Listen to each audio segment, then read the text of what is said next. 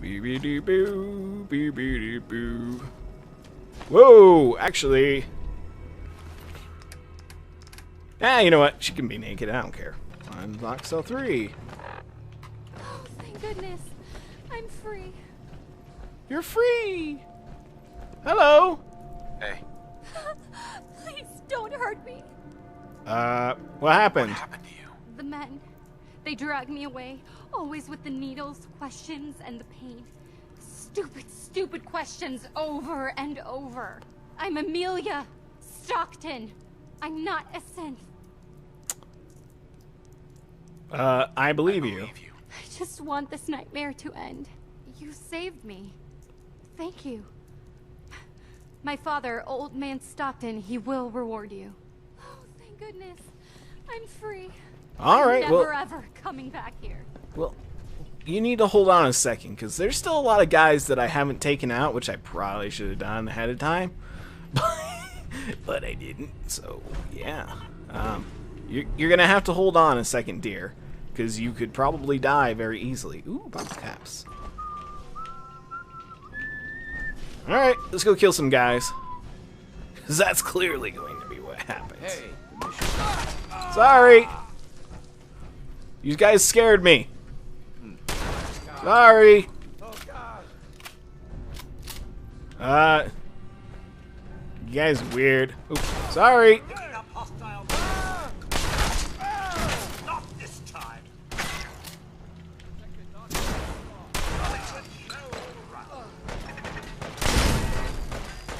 Doo-doo-boop, doo-ba-doo-boop, doo-boop, doo-boop. I'm gonna blow all your faces off.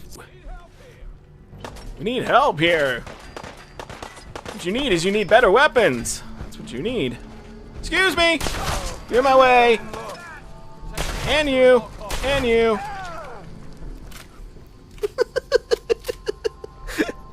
I love this gun so much. It is the best gun in the world. Did I kill everyone? Oh no, there's this guy. Hello. Hey, Doc. Sorry. Oops, sorry. I didn't mean to shoot you. Okay, dude. Hey, Doc. Well, everybody's dead, so yeah. I mean, that kind of sucks for all you guys. I mean, it doesn't suck for me, but what do you need to do? Does that mean I have to go back to the Covenant place and, like, kill all those people? I feel really bad. I didn't even meet anybody there. I didn't meet any of those guys. Boom. Missions must be protected. Sorry. Pardon me.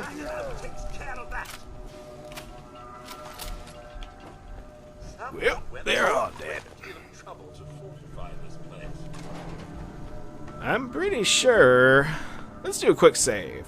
Pretty sure that they're not going to like what I just did. You ruined everything. Oh, sorry. Ooh. Got company. Sorry. Oh, God. Well, that was... Sorry.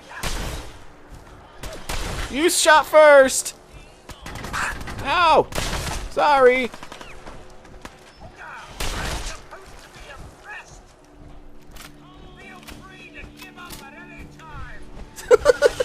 Man, Cosworth is out for blood. Oh, you killed Talia. Oh, she was like the only nice person here. Well, everyone hates me. Yay! I got a sweet town out of it, hopefully. That's all I cared about. I want to go to... Not there. I want to go to Diamond City. Why do I want to go to Diamond City? Because, oh my god, probably the coolest sounding character in the entire game is here. But I also want to go do stuff here. This is also a reason why I didn't want to, like, go after the synths. Because it's just dumb. Also, you can get a haircut here. And a face. So it's true then. Thing. You're leading the Minutemen. Good for you. Oh, Great cause. thank you. I'm glad you believe so. Sometimes people aren't so sure about me. Oh, and this guy here, Sheffield. If you really want, like, a homeless guy to be your best friend, you can have Sheffield as your best friend.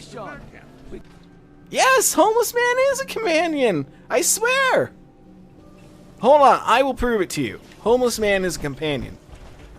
Homeless I man. gave up alcohol after settling down here. Doctor said I shot my liver. Hey, Sheffield. What do you think about coming to work for me?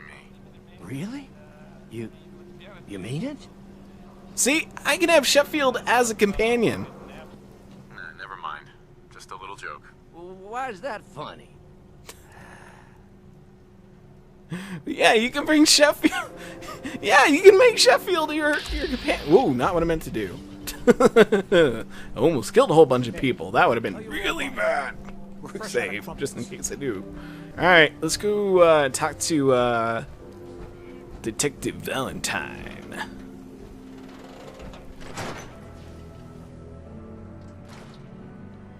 Told you your luck wouldn't last forever.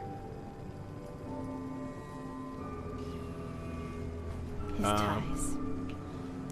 Nick. Excuse me, ma'am? Something wrong? Another stray coming in from the rain. Afraid you're too late. Office is closed. Oh. Who are you? Who are you? You the detective? Me? No, I'm Nick's secretary. Handle his appointments, his papers, that sort of thing. Well, that's what I used to do anyway, but now Nick's disappeared and I can't keep a detective agency open without a detective. Any Do clues? you have any idea how I could find him? He disappeared working a case. Skinny Malone's gang had kidnapped a young woman, and he tracked them down to their hideout in Park Street Station. There's an old vault down there they use as a base. I told Nick he was walking into a trap, but he just smiled and walked out the door like he always does. I'll find him. You have my word. Thank you. Nick should be easy to spot. He's always wearing that old hat and trench coat getup. Please, hurry. Alright. Jewel the Commonwealth. Well, he is gonna be the one who helps me find... not what I meant to do. Unlikely Valentine. Public occurrence. October 2287. The Synthetic Truth by Piper. Next. Noodles. We all eat them. We all love them. And Diamond City's Power Noodles has supplied this sustenance for the past 15 years. From the stilted mechanical cadence of Takashi's programmed Japanese to the fragrant steam that wafts from each bowl to the sealing tang of each delicious mouthful, the ordering and eating of noodles is but one of many shared human experience. Or is it? I was struck by this very question as I sat at the counter of Power Noodles last Wednesday night, just after 5 p.m., enjoying a dinner I had so many times before. That's when I noticed our very own mayor, McDonagh, sidle up to a stool and engage in a very same ritual, right hand extending, mouth opening, teeth chewing, yes, eating noodles! The shared experience of almost every Diamond City resident. So it must have also seemed to the residents of Diamond City. Nearly 60 years ago, on an uncharacteristically warm May evening in 2229, as they sat around this very same counter. But that was before the days of Takashi and his noodles, when the bar served not noodles, but ice-cold Nuka-Colas, frothy beers, and stiff shots of whiskey. The barman's name was Henry, and that night he facilitated the shared human experiences of drinking, smoking, talking, and laughing. That is, until tragedy struck. There aren't many among us who are even old enough to remember that evening, although some of the city's ghoul residents certainly could have, had they not been forcibly removed, thanks to Mayor McDonagh's anti-ghoul decree of 2282. But there is one person among us who does remember distinctly the events of that evening. Respected matriarch Eustace Hawthorne, who recounted her story in a public occurrence exclusive interview.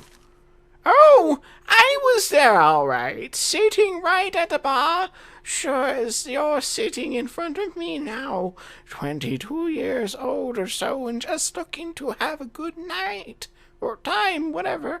I was safe behind the wall. We all were, and so was what was the harm? And let's tell blah blah." I can't talk anymore. "And let me tell you that Mr. Carter made it easy. He came into town earlier that day, said he was from out west. Somewhere. It didn't really matter. What did matter was his smile and his laugh, and the way he made everyone feel at ease. That night at the bar, we all just sort of crowded around him. Everyone wanted to exchange a word or hear about the state of the Commonwealth. And Mr. Carter, he was all too happy to oblige. It was just so wonderful, until it wasn't." Eustace continued her account that evening, in the moment when things turned sinister, and the truth about Mr. Carter was revealed. "We'd been drinking and carrying on. Must have been 3 hours. Mr. Carter had 4 or 5 drinks in that time. He seemed a bit drunk, I guess, like the rest of us. Then something just sort of happened. He was smiling, but the smile sort of went from his face all in an instant. And then his cheeks started twitching, kind of funny. And I remember watching him, clear as if it happened just yesterday. He reached into his coat, took out a revolver, and then blam! He shot Henry the barman right in the head. Didn't hesitate, didn't show any emotion. Mr. Carter killed Henry as casually as if he were paying him for a drink. But his cheek never did stop twitching. Let me tell you, all hell broke loose after that. What Eustace... Oh, sorry. What Eustace is describing is, of course, is the infamous event known as the Broken Mask, when the people of the Commonwealth learned for the first time that the Institute, the shadowy scientific organization responsible for the creation of combat androids, had actually succeeded in creating a model so advanced it could effortlessly infiltrate human society. Unbeknownst to the people of Diamond City, the Institute had somehow evolved their androids into true synthetic humans, synths. After he was shot, Henry, that Mr. Carter shot 3 or 4 other people too. Like I said, all hell broke loose. The guards came running, they opened fire. Mr. Carter, he kept shooting and throwing people around left and right. Finally, those guards put him down. Seems like they had killed a man who had flipped his lid, gone crazy, and he lay there like a dead crazy man. Okay. Sure enough. God, it was horrible, but then we saw the plastic and the metal. This was one of them early synths. You see, we realized it wasn't a man at all. It was... Then we all knew that the Institute wasn't just out there. The Institute was everywhere now. Among us. It was never determined precisely why the synth known as Mr. Carter went on his killing spree. Some suggest that he had somehow been remotely controlled by the Institute, who wanted to test his combat effectiveness. Still others felt he had simply malfunctioned. A hypothesis supported by the twitching cheek, and was never meant to kill anyone. But at that time, the why hardly seemed important. What mattered was that the humans of the Commonwealth had been truly infiltrated by an organization whose intentions and motives were, and still are, a complete mystery.